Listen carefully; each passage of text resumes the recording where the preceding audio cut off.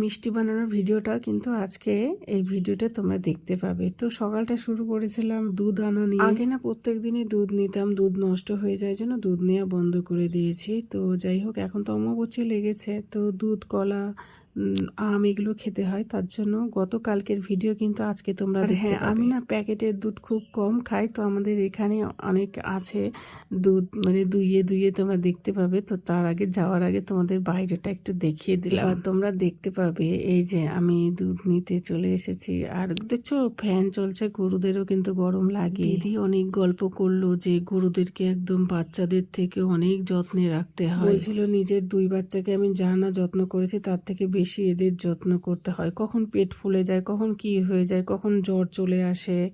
তো যাই হোক, আমারও শুনতে খুব ভালোই লাগলো এদের কথা। আর তারপরে আমি একটু ভিডিও করে নিলাম। আর এখন এই 3 দিন অনেকেই হয়তো দুধ টুধ খাবে, দুধ কিন্তু আমাকে দিতে চাইছিল না, বলছিল হবে না। তারপরে যাই হোক আমাকে 500 দুধ দিল, আমি সেটাই নিয়ে আসলাম। তারপরে এই যে সবজিগুলো, এগুলোকে আবার সুন্দর করে গুছিয়ে আমি রেখে দেব।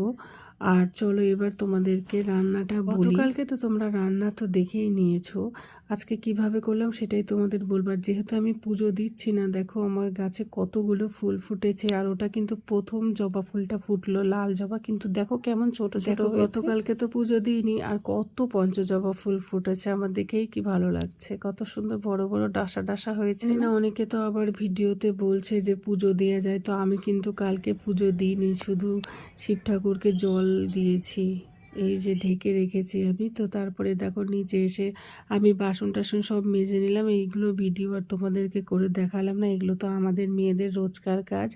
তো আমি দেখো কাটাকাটি বাছাবাছিও করে দিয়েছি। তিতো ভাজা করব না আজকে, সিদ্ধও করব না, একটু তরকারি করব আলু দিয়ে। আর এই যে ফোড়ন দিয়ে কিন্তু এই তিতোর তরকারিটা খুব ভালো লাগে। কিছুই না, একটু ভেজে নিয়ে জল দিয়ে তারপরে একটু মাখো মাখো করে নামিয়ে দিতে হয়। এখানে নিয়েছি অল্প ঢেঁড়স, অল্প পটল। গতকালকে না সবকিছু অল্প অল্প করে রান্না করেছি, তা না হলে না বেঁচে যায়, আর পরের দিনেরটা কেউ খেতে চায় না, সবাই টাটকাটাই খেতে চায়। আমিও তাই। জানি আমার ভালোই লাগে না ফ্রিজে রাখা তরকারি, আমি দিনে দিনে খেয়ে নিতে পারলে বেঁচে যায়। তো এই দেখো আমি লাল লাল করে আলু মাখা করে নিয়েছি। এখানে তো ডাল আর আলু সিদ্ধ হলেই আমার হয়ে যেত। এগুলো আমি করি কারণ খেতে হবে জন্য, তার জন্য করছি। গরমে এত রান্না কে করবে, কিন্তু শরীরের জন্য দরকার। যেমনটা তোমাদের বলেছিলাম, আমি হলুদ সর্ষে দিয়েছি আর সাদা তেল দিয়েছি, দিয়ে এর মধ্যে কাঁচা লঙ্কা দিয়েছি। আর যারা খাও না তারা একবার খেয়ে দেখো, হেভি লাগে। আর অনেকে তো খেয়েছো, আমাকে কমেন্ট করেছে, যেমন তনুশ্রী দি খাই, বললো খুব ভালোই লাগে। সত্যি ভালো লাগে, বিশেষ করে ভালো লাগে রুটি দিয়ে। আর আমি কিন্তু দেখো ডালটাও ফোড়ন করে নেবো। আর এই